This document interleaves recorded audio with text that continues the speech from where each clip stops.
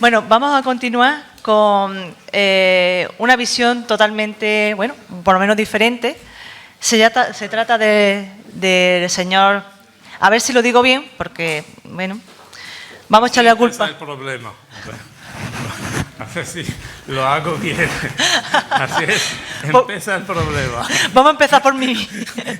Bueno, el señor Jafar Ben el-Haq Soulami. Vale, bueno. Vale. Muchas gracias.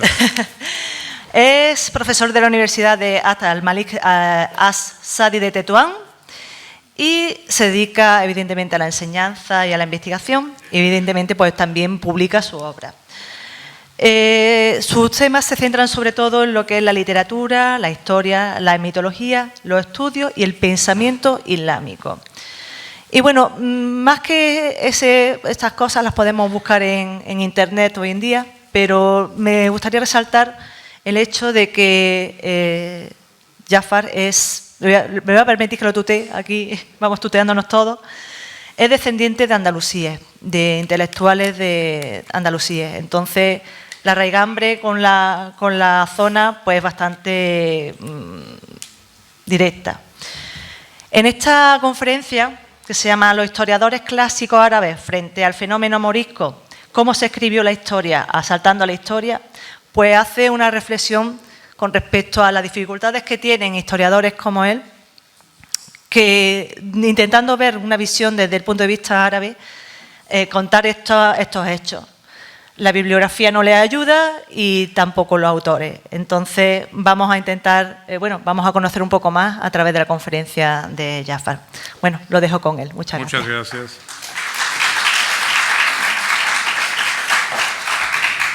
Buenos días a todo el mundo. Es un honor para mí de estar con ustedes esta mañana. Primero quisiera agradecer en primer lugar sinceramente a todos los organizadores de esta manifestación. La segunda jornada sobre el patrimonio de la Axarquía, Sierra de Bentomish, vale.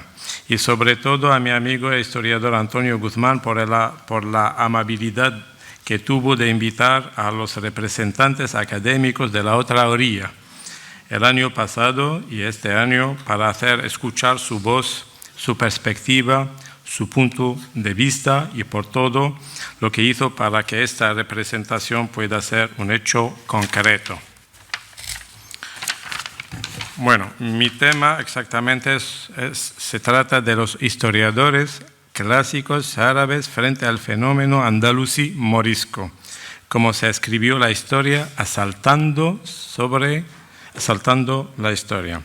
Primero, tengo que definir los términos, porque los problemas empiezan cuando los términos no son definidos, no son filológicamente bien determinados también. Si los historiadores de España del siglo XVI son unánimes para hablar del fenómeno morisco, los de la orilla sur no utilizan nunca este término. Es muy significante. Nunca durante 5 siglos un historiador árabe clásico del siglo XV, XVI, XVII hasta la mitad del siglo XX utilizó este término. Más, nunca o casi nunca los de Rabat, los de la República Andaluza de Rabat, y aquí vemos al hijo del gran historiador Busto de la República de Rabat Andaluza, en los documentos que tiene este libro del profesor Busto, nunca un morisco, entre comillas, firma un documento y hablando de morisco, sino de andaluz. Es muy significante, es el rechazo del término totalmente. Bueno, totalmente. Entonces, las perspectivas empiezan con los términos.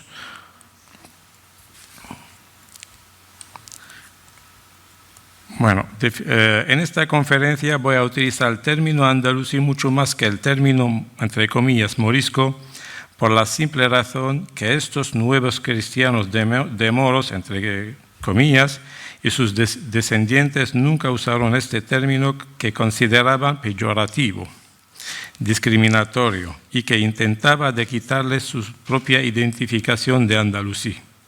Y porque siempre insistían para llamarse andaluz en general, utilizando el árabe, andaluz, utilizando el castellano, o andalusíes.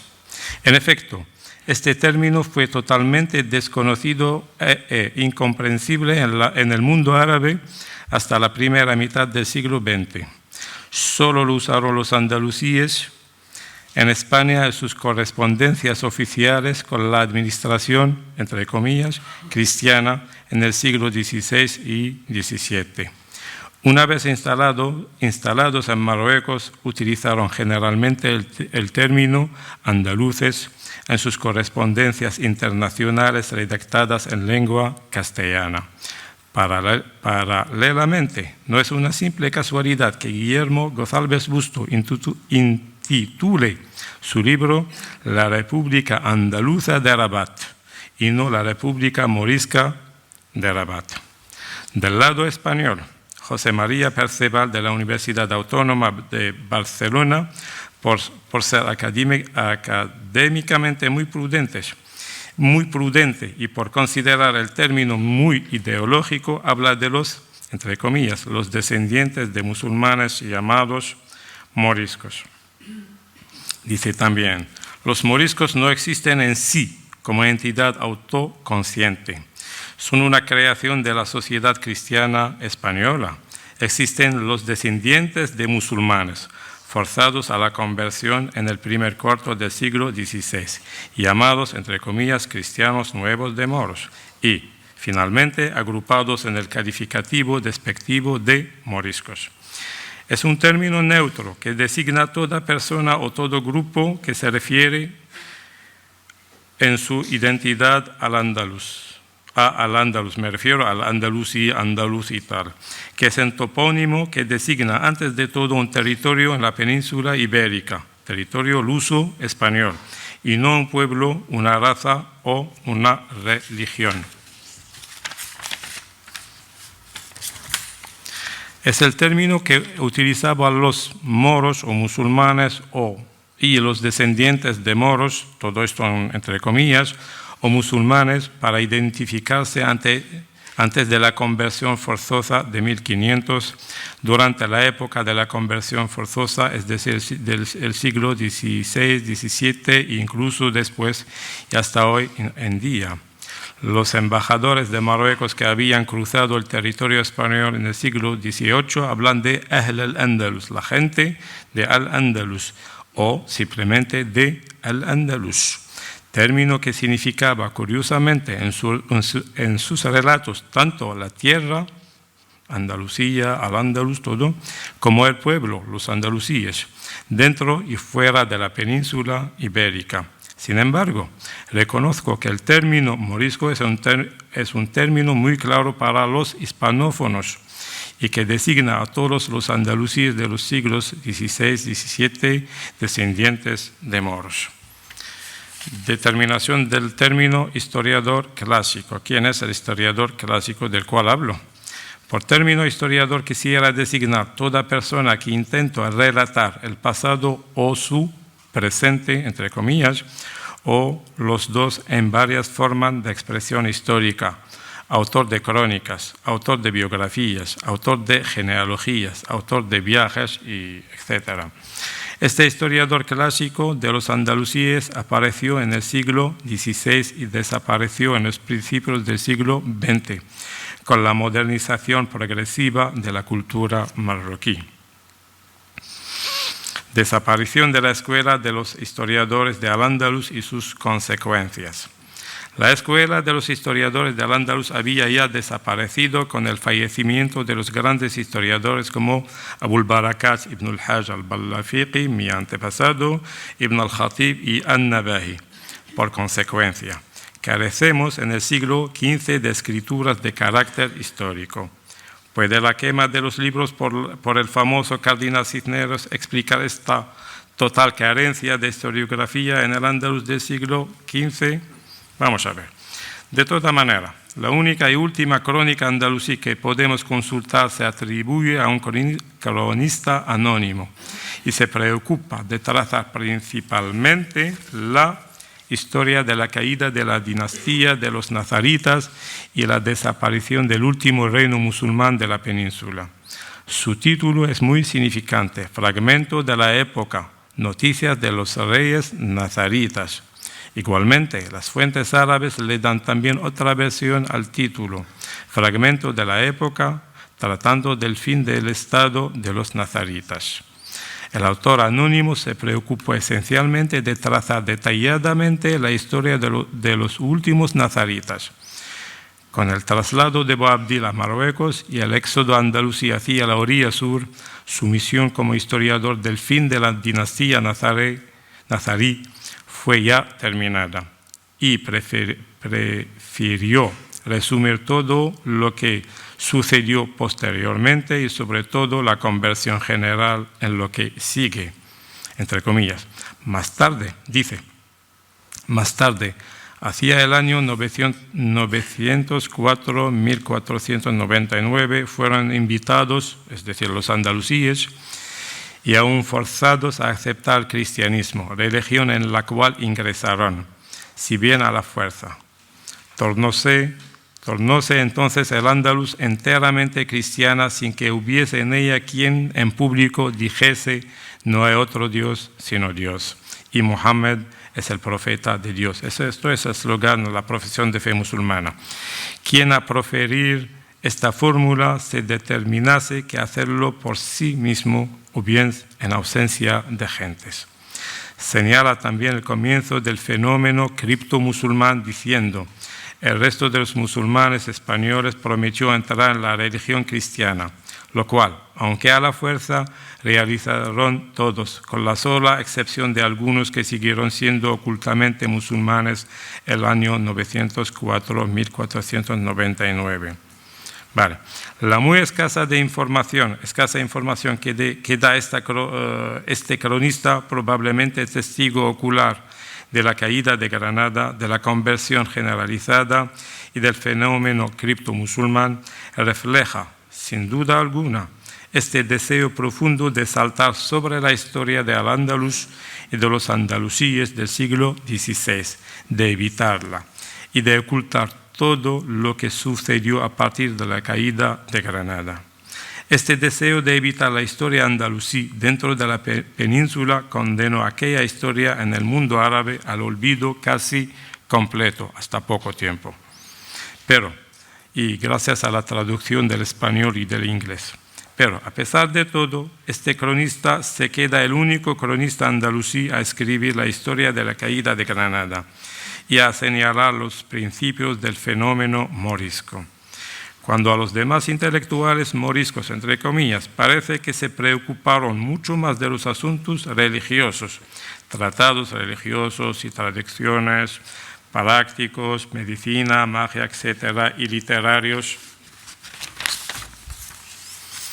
que de los asuntos históricos. En efecto, los andalusíes llamados moriscos prefirieron tapar su historia por un silencio completo, difícilmente explicable para los investigadores, sobre todo cuando se recuerda la muy rica historiografía hispánica tratando de los propios moriscos.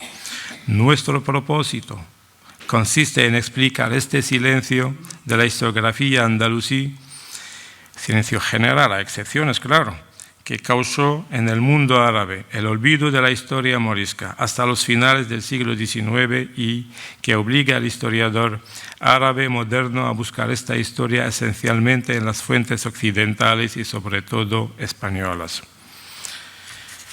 Presencia del pecado original, entre comillas, pecado original, y ausencia del cronista en general.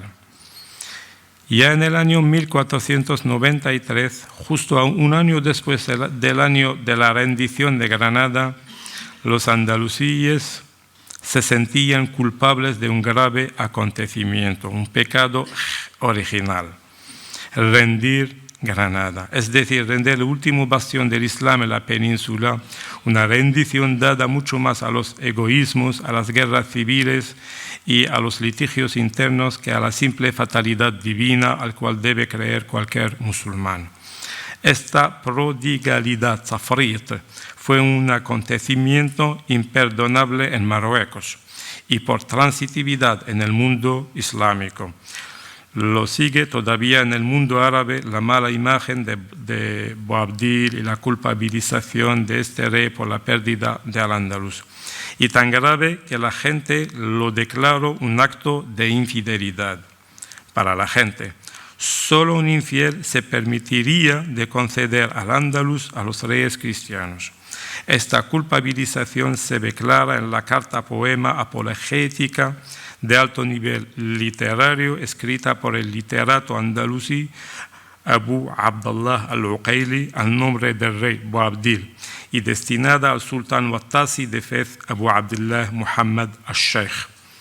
Dice en texto, citando algunas aleas muy significativas, dijeron, es una alea del Corán, dijeron Adán y Eva: Señor nuestro, hemos sido injustos con nosotros mismos, y si no nos perdonas y no tienes misericordia de nosotros, estaremos entre los perdidos. Sura de Al-Arab, alea 23. Toma otra cita de Al-Corán, donde Moisés dice: Tú eres nuestro protector, perdónanos y ten compasión de nosotros.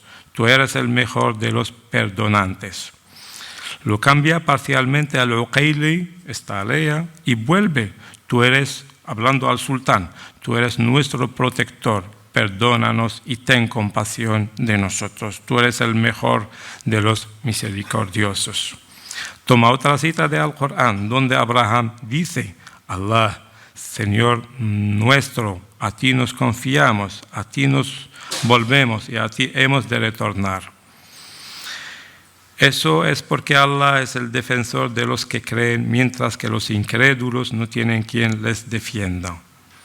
Para disculparse, dice en texto Al-Uqayli, como portavoz de Boabdil en Fez, que diría el que no tiene cara por vergüenza, cuyo corazón está temeroso, y su asunto predestinado es más grave para ser declinado o excusado. Diría más bien: Dios mío, no soy inocente y por consecuencia me excuso. Tampoco soy fuerte para defenderme, pero estoy pidiendo perdón. Sigue Al-Uqayli disculpándose. Yo no digo que mi alma sea inocente, pues es cierto que el alma ordena insistentemente el mal. Alea de la Sura de José 53. Y por sentirse profundamente acusado de traición en la sociedad marroquí, y por cierto algunos andalusíes, la declina diciendo: acepto todo, salvo lo que dice el que inventa infundios sobre nosotros. Me protejo por Dios contra toda acusación de pérdida de la fe, de haber preferido a los ingratos y a los agresores. No habían tirado por un solo arco, se refiere a sus adversarios, y nos clasificaron con los ateos. También nos acusan de infidelidad, también. Todas estas acusaciones de 1493 se resumen en un pecado, entre comillas, pecado original. Para tomar el término cristiano, bíblico y judío, el de prodigalidad, que se traslada por transitividad del rey de Granada y su séquita a todo su pueblo andalusí. Este pecado de prodigalidad se conjugó rápidamente con otro mucho más grave. Se trata de, entre comillas, elegir la residencia o optar por la residencia en el Andalus entre comillas, claro, que se transformó oficialmente en una casa de infidelidad, de aceptar voluntariamente la soberanía, entre comillas, la soberanía del rey infiel y de los infieles, es decir, cristianos, y de hacerle confianza, lo que causó rápidamente al fin la cristianización general de 1499 y 1500. Por consecuencia, el andalusí derrotado se sentía doblemente mal visto y mal integrado, tanto en la península como en el territorio musulmán. Se le veía, siendo morisco, como mal cristiano a los reinos de España y mal musulmán a los territorios del Islam, siendo residente en el país cristiano o incluso también inmigrante en el país musulmán. Culpable, allá y más allá, en la orilla sur. Por consecuencia, también le resultaba mejor callarse para evitar todo conflicto con sus propios correligionarios musulmanes. Esto se refleja en general en el comportamiento del intelectual andalusí de la época, de la primera y la segunda generación, porque pensaba que intentar describir la historia del desastre significaba dar más armas a los adversarios del norte de África, revelar más secretos, indignar a más personas e incluso crear un litigio entre los andalusíes en general y los descendientes de los responsables del desastre en particular. Todavía existían los descendientes de Boabdil, de los caudillos, en Fez, en Tetuán, en cualquier parte. Escribir la historia fue considerado entonces como, entre comillas, suicidio, lo que, en mi opinión, explica parcialmente la ausencia del historiador del teatro de la historia, o esta manera particular de escribir la historia asaltando sobre la historia. El reconocimiento de los pecados entre la prosa y la poesía. De costumbre, el musulmán nunca reconoce abiertamente sus pecados, porque reconocerlos abiertamente equivale a incitar a cometerlos o ventarse por el pecado. La cultura islámica recomienda en general arrepentirse sin ninguna confesión, al revés de la católica, al revés de la cultura católica. Un escritor musulmán, una vez que se le cierre todo camino para confesar, no se le queda más que la poesía para confesar. Solo los poetas, entre comillas, llamados moriscos, podían expresarse y dar una imagen de la mala situación en la cual vivían, a pesar del pecado original, el de no inmigrar hacia el territorio musulmán. Dice el poeta anónimo, quejándose al sultán otomano en los principios del siglo XVI y explicándole la situación crítica de su pueblo.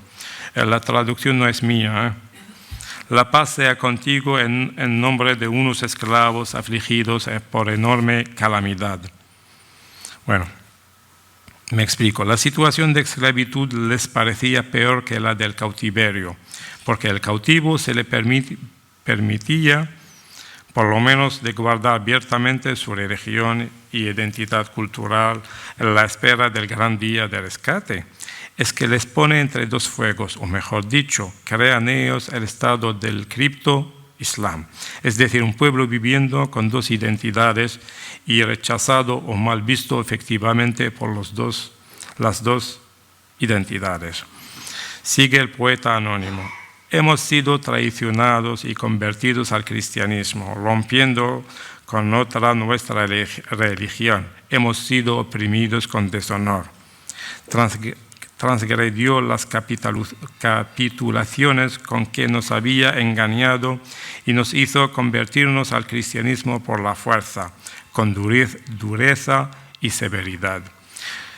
Nos hemos convertido en esclavos, ni en cautivos que puedan ser rescatados, ni siquiera musulmanes que pronuncian su shahada, fórmula de declaración de la fe musulmana. Habla también este poeta de la quema de libros. La destrucción de la memoria colectiva por la Inquisición concretizada en la quema de libros significaba para ellos cortar todo lazo con el pasado, con la identidad lingüística y religiosa, y la destrucción del conocimiento sagrado que ofrece la lengua árabe tan sagrada y el acceso al buen ejercicio de la liturgia. El poema insiste sobre este aspecto de la Inquisición y lo lamenta tanto, quemando los libros que teníamos y mezclándolos con excrementos e inmundicias. Todos los libros que trataban de asuntos de nuestra religión fueron presa del fuego entre la mofa y la irrisión. No dejaron ni un solo libro que perteneciera a un musulmán, ni un solo tomo con quien uno pudiera refugiarse en soledad y leer.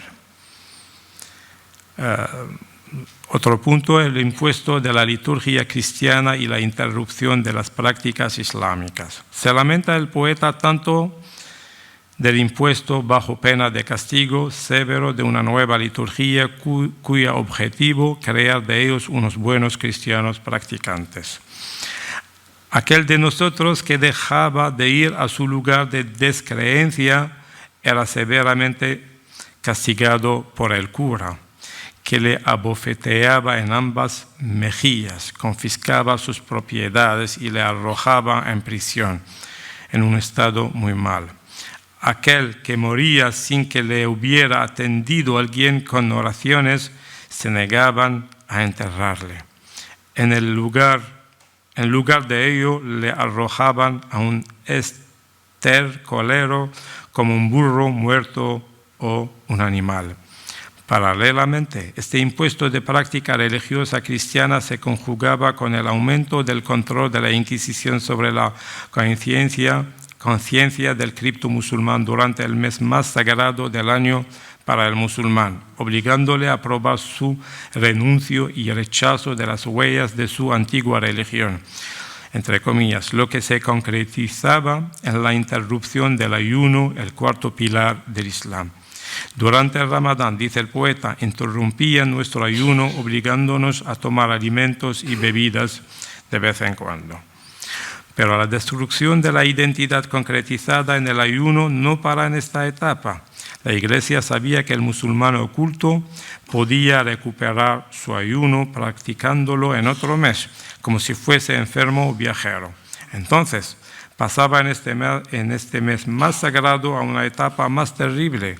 Se trataba de forzar al cripto musulmán a declinar todo lazo dogmático con su antigua fe, e incluso la base de su fe, que es testigar que Mahoma es el enviado de Dios, y las consecuencias de esta fe, como el respeto absoluto que tiene que mostrar a Mahoma, el amor de su profeta y la invocación de carácter místico de su nombre. Dice, y nos ordenaban maldecir a nuestro profeta y nos prohibían invocarle en tiempos de felicidad o desgracia.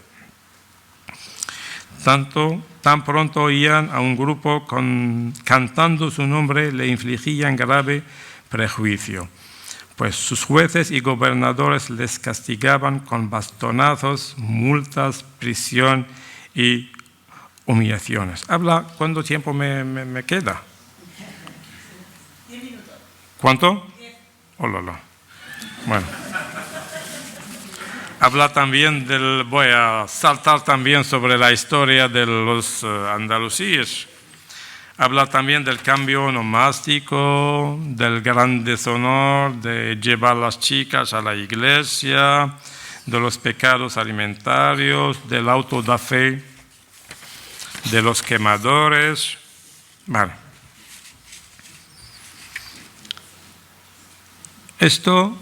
Este poema es un relato histórico malintencionado, porque el musulmán no confiesa los pecados, no confiesa lo que comete, incluso como en una situación de urgencia o de obligación o de fuerza mayor. En general se calla, no habla. Pero un poeta puede hacerlo, y por eso estos datos históricos son incluidos en un poema y no un texto prosaico. Bueno, paso a Otro punto, escribir la historia andalusí y el pecado político religioso. La indignación implícita a los sultanes de Marruecos y a los sultanes otomanos. La pérdida de la guerra de Alpujarras significaba para el historiador musulmán un abandono total o casi total de los hermanos en la religión, del sultán de Marrakech, sultán Saadi, el del sultán turco de Estambul, sultán otomano. Entonces hay un sentimiento de indignación hacia estos grandes sultanes del Islam, pero no puede tampoco este historiador hablar. Voy a traducir un texto muy... Al-Jannabi es un historiador de Oriente, un cronista otomano contemporáneo de la Gran Revolución, contando brevemente los acontecimientos, dice en estas líneas: en el año 97, es decir, la guerra de Alpujarras, se levantaron las gentes de Al-Ándalus contra España. Se juntaron en la Sierra Verde cerca de Granada. Proclamaron un hombre descendiente del rey Abu Sa'id ibn al-Ahmar. Combatieron contra el general del ejército de España y le derrotaron. Entonces los infieles tuvieron un gran miedo de ellos. Estos andalusíes mandaron al sheriff Muley Abdullah, es decir, el sultán de Marrakech, pidiendo su apoyo, pero no les apoyó por la escasez de los garabos y de los buques y por otra razón. Y por otra, subrayar, otra razón, no quiere hablar. Anotar que este texto es el único texto árabe que añade uno de los reyes elegidos por los caudillos de la revelación. Los otros se callan. Igualmente, hablando de la revolución de las Alpujarras, dice el Maqari, que es un raro testigo ocular de la expulsión de 1609 y 1614, se levantaron en algunas montañas contra los cristianos varias veces. Sin embargo, Allah no les acordó ningún defensor. Y después pasa directamente a narrar la expulsión de 1609, 1614 como alivio. Resulta que esta manera tan breve de narrar las derrotas suscita una reflexión. Al-Jannabi indica que había otra razón, sin explicitarlo. Y Al-Maqari añade la falta de defensores que causó la derrota de los andalusíes. Ciertamente que los dos sabían mucho más que lo cuentan, pero se impedían de narrarlo. Yo intento ahora de explicar en los minutos que me quedan por qué. Porque primero, antropológicamente, el musulmán no se confesa. Quedarse en la península significaba quedarse en el pecado. Entonces quiere saltar sobre el pecado, saltar sobre toda la historia de 3 siglos de presencia islámica hasta los principios del 19 aquí en el Reino de Granada. Quería evitar de abrir las heridas, de culpabilizar a fulano porque sus descendientes todavía vivían, o de acusar o culpabilizar al sultán de Marrakech porque vivía en su territorio, o al sultán de Estambul porque también vivía, Al-Jannabi, por ejemplo, en Siria. Entonces es su sultán. Segundo,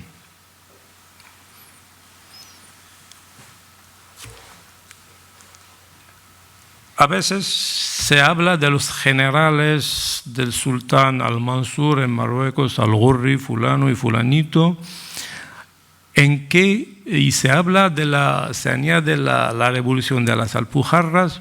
¿Por qué? En la ocasión de la exterminación o la ejecución de los generales acusados de conspirar contra el sultán de Marrakech.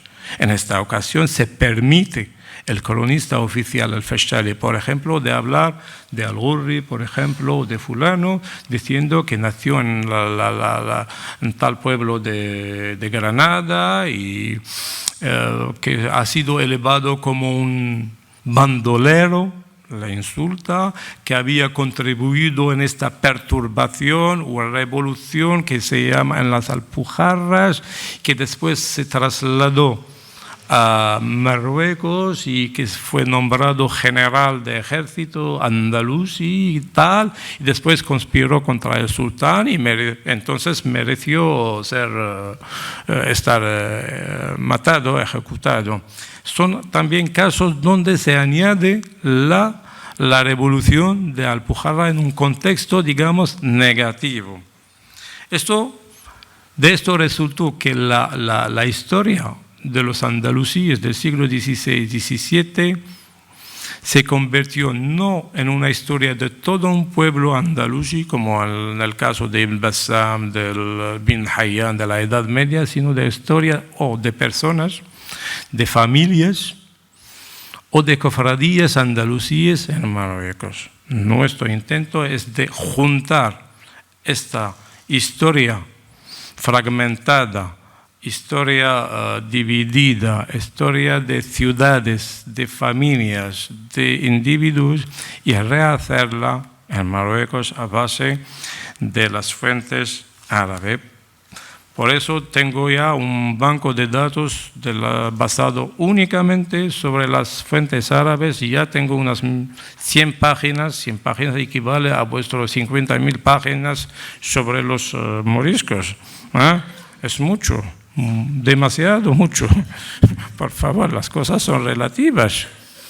Y intento de convertir este banco de datos que tengo desde mucho tiempo, convertirlo en un libro a publicar y espero que haya alguien para traducirlo correctamente con un español de alto nivel al español.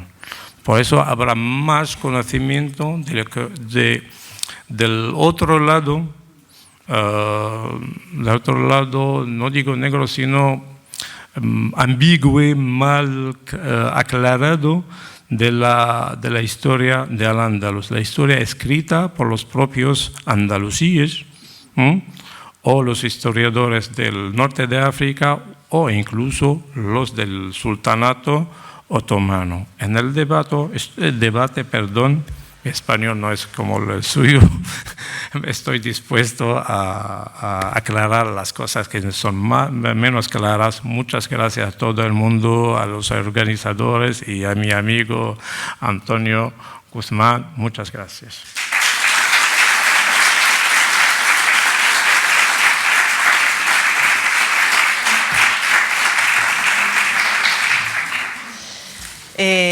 Bueno, muchas gracias por el esfuerzo de habernos trasladado esa visión desde la otra orilla. Y bueno, vamos a continuar con la rueda de preguntas. Vamos a intentar ser lo más breve posible. Aquí, Antonio. Bueno, está aquí.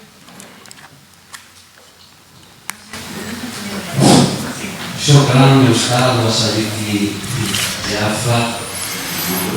شكرا لكم. بارك الله فيك. Yo siempre me he preguntado eso, sobre los moriscos siempre estamos con lo mismo, con nuestros datos que asignamos Carvajal, y siempre pensó, bueno, ¿y cuándo vamos a oír la opinión de la otra orilla? Claro, ahora tu charla me aclara muchas cosas, porque la historiografía clásica ha obviado, ha pasado de puntilla, a no ser los poetas, a no ser los escritores, han pasado de puntilla sobre esta situación. Pero sí quisiera que añadiera un poco, bueno, cómo es la situación actual, los historiadores actuales utilizan ya conceptos moriscos, estudian. Yo asistí hace unos meses, estuve contigo además en Casablanca y hubo un congreso bastante interesante sobre el morisco. Claro. Quisiera que hablasen un poco de actualmente cómo está este tema. Ya has dicho algo de lo que tú tienes preparado, pero quisiera que hable un poco del Marruecos, cómo se está ahora mismo viendo el problema histórico. Bueno, puedo decir que Marruecos nunca había olvidado al andaluz o la historia de los musulmanes en Al-Ándalus, porque la mitad del pueblo de Marruecos son descendientes de los andalusíes. Son millones, no son familias, sino son millones de personas. En Oriente no, es otra cosa.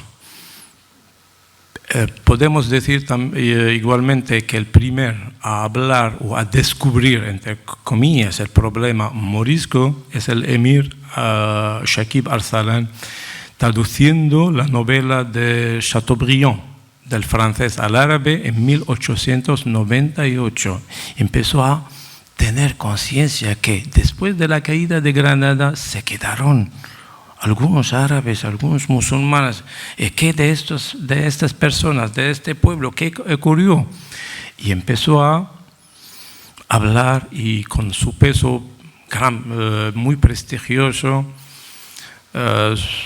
empezó a escribir, a activar, a sensibilizar, y después vino a España en los años 30 durante la República y escribió tantos libros sobre Al-Ándalus. Y tenía un proyecto de escribir sobre los moriscos, pero con la muerte no pudo lograr esto.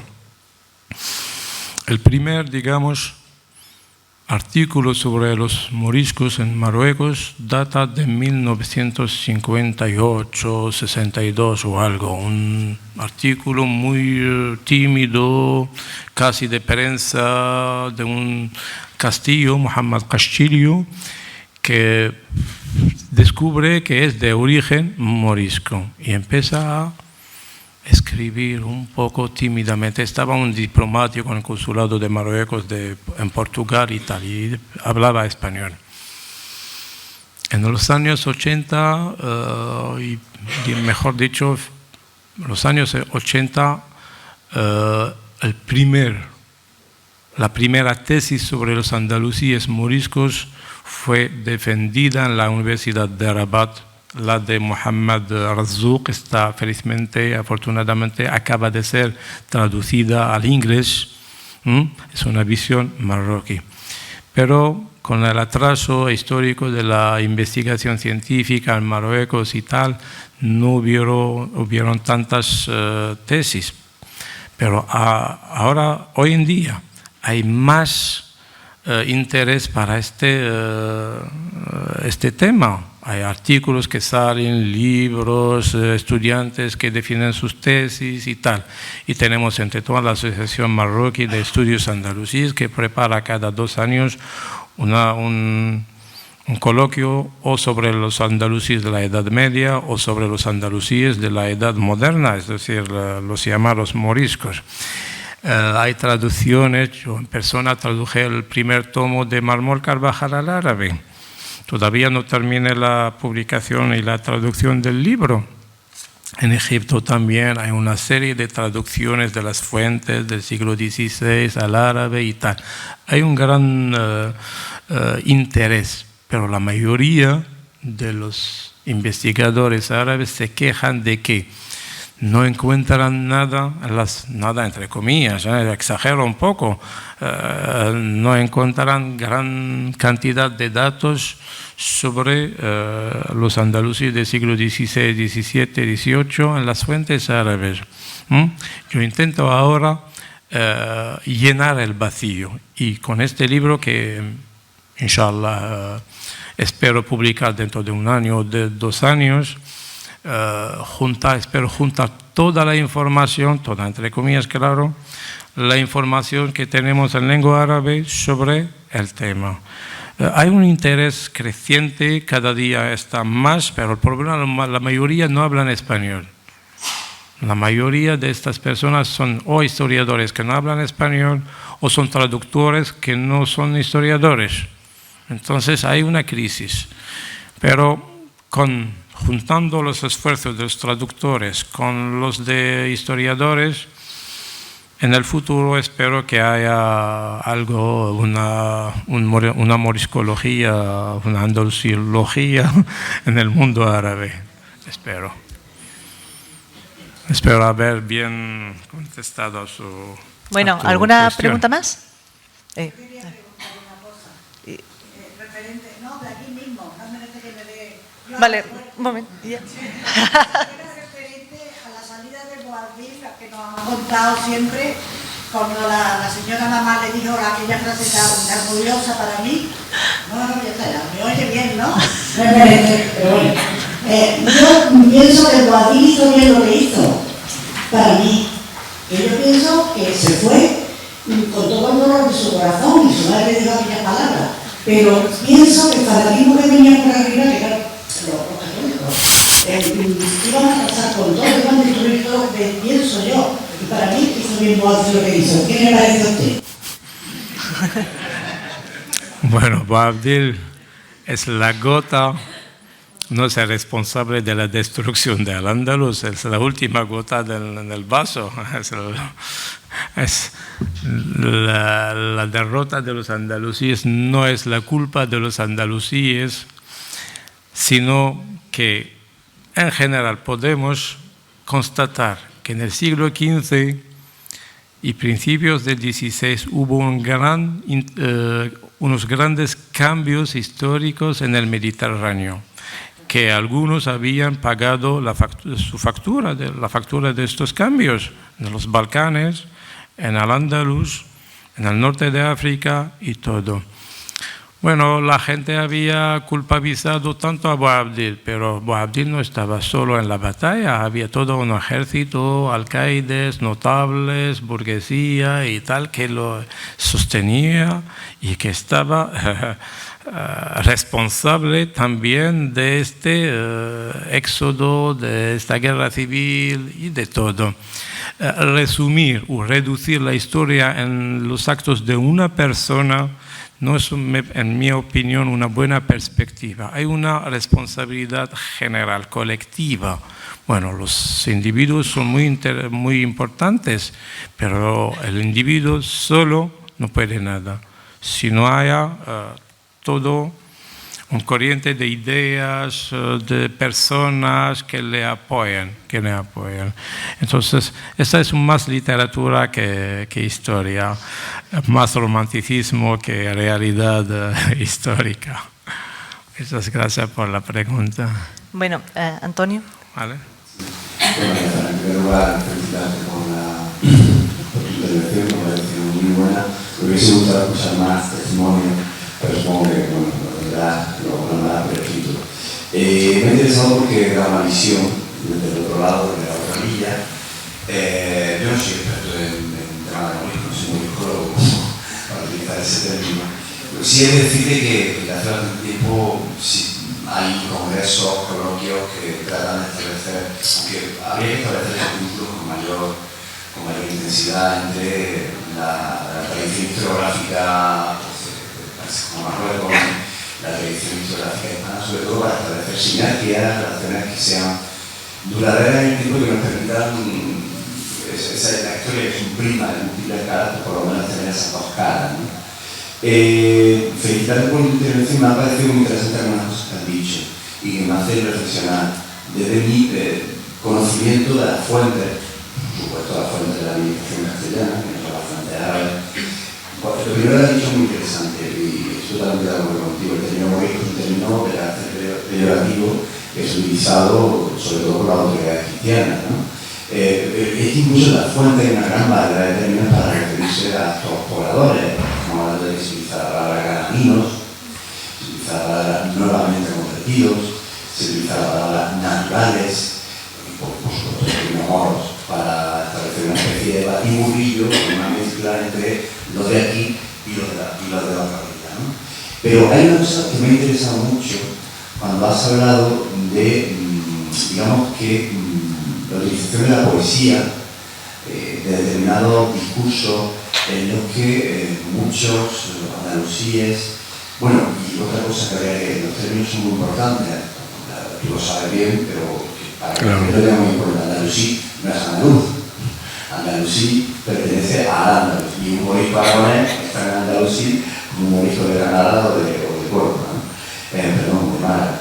Entonces, lo que quería preguntarte es, me choca bastante lo que tú has dicho sobre la forma en que se modula un discurso en el que, al menos yo lo he entendido así, ellos dicen que han estado viviendo sometidos, han utilizado la palabra, hemos sido esclavos, una palabra muy fuerte,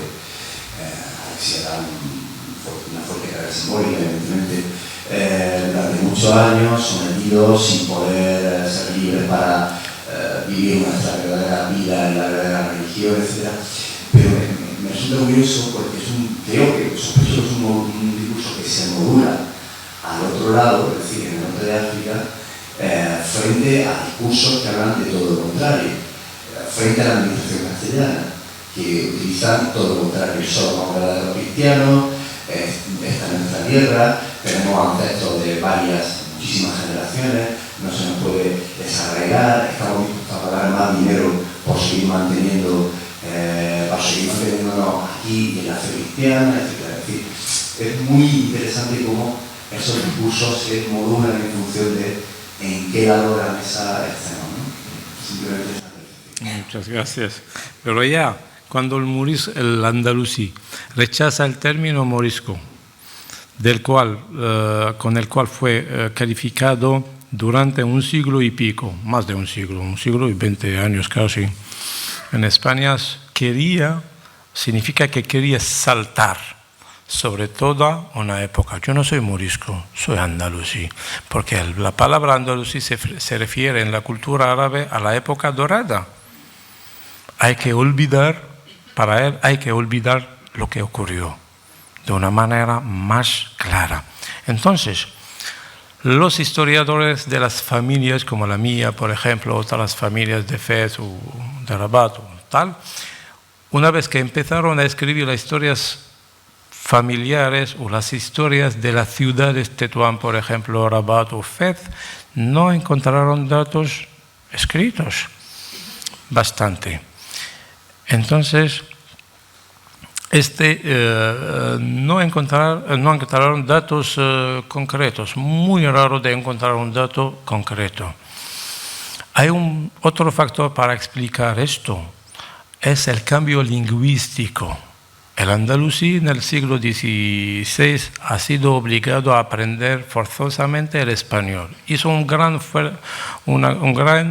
esfuerzo para aprender, para hispanizarse lingüísticamente, para integrarse parcialmente en la península.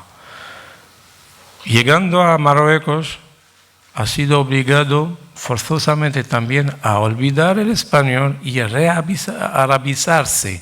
Entonces, en 2 siglos había perdido 2 lenguas y ha aprendido 2 lenguas, lo que es mucho para un pueblo. Entonces, cada vez que pierde la lengua, pierde su patrimonio. Si tengo un texto de Al-Jamiya, de Rabat o en Tetuán, en español, en caracteres árabes, que no llego a leer, voy a quemarlo o a abandonar, a perderlo sin ningún sentimiento de nostalgia, porque no sirve para nada. No sirve para nada. Entonces, la quema de los libros, el pecado original, el cambio lingüístico es muy, muy importante en mi opinión. No lo hablé en la conferencia por falta de tiempo.